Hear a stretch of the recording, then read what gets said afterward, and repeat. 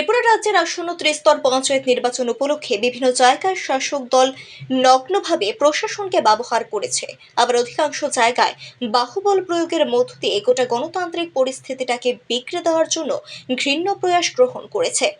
আগামী ৮ তারিখ নির্বাচন অনুষ্ঠিত হবে, কিন্তু তার আগে নজিরবিহীনভাবে গোটা রাজ্যে যেভাবে শুধুমাত্র স্থানীয় স্তরের নির্বাচন নিয়ে ঘৃণ্য এবং নেতিবাচক ভূমিকা দেখা গেছে রাজ্যের শাসক দলের, তা কিন্তু নিতান্তই ভালো চোখে দেখছে না রাজ্যবাসী।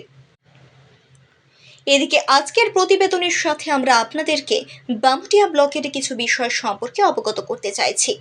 রাজ্য বিধানসভা আসনের হিসেবে যদি আমরা বলি, ৩ নম্বর বামুটিয়া বিগত 2023 সালে বামেদের দখলে। তবে দেশের বিধানসভা নির্বাচনে মানুষ গণতান্ত্রিকভাবে বামপন্থীদের বেছে নেওয়ার পর গোটা বিধানসভা এলাকাতে বাহুবলী মণ্ডল সভাপতি বিজু পাল এবং পরাজিত বিজেপি নেতা কৃষ্ণধন দাস রীতিমতো ক্ষেপে উঠেছে। এই মুহূর্তে বামুটিয়াতে গণতন্ত্রের ছিটে ফোটা পর্যন্ত অবশিষ্ট নেই।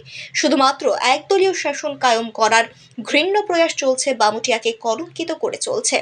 কি দেখেছি আমরা ত্রিস্তর পঞ্চায়েত নির্বাচনে মনোনয়নপত্র দাখিলের সময় কংগ্রেস নেতা সুষ্ঠু মোহন দাসের ওপর আক্রমণ হয়েছে হাতে গোনা কয়েকজন, যারা বিরোধীদের হয়ে মনোনয়নপত্র জমা দিতে চাইছিলেন। তাদেরকে নাটকীয়ভাবে প্রথমে আক্রমণ করার পর মণ্ডল সভাপতি লোক দেখানোর জন্য ক্যামেরার সামনে হাত জোর করার পোজ দিয়েছেন।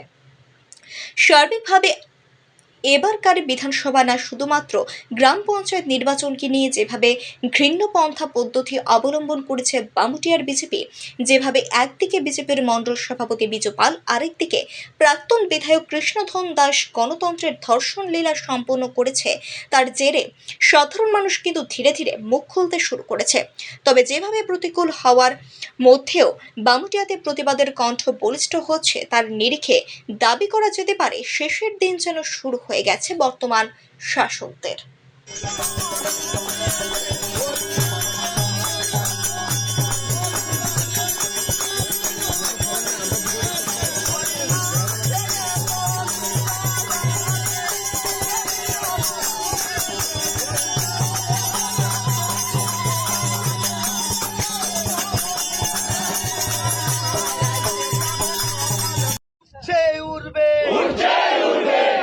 প্রত্যেকটা পঞ্চায়েতে গেরুয়া ঝান্ডা উঠছে উড়বে,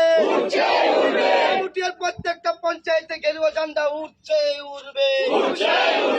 জয়ের মালা পড়লো কে? জয়ের মালা পড়লো কে? জয়ের মালা পড়লো কে? জয়ের মালা পড়লো কে? ভারত মাতা কি, ভারত মাতা কি। Narendra Modi, Narendra Modi, doctor Manik Saha, doctor Manik Saha, Rajib Bhattacharya, Rajib Bhattacharya.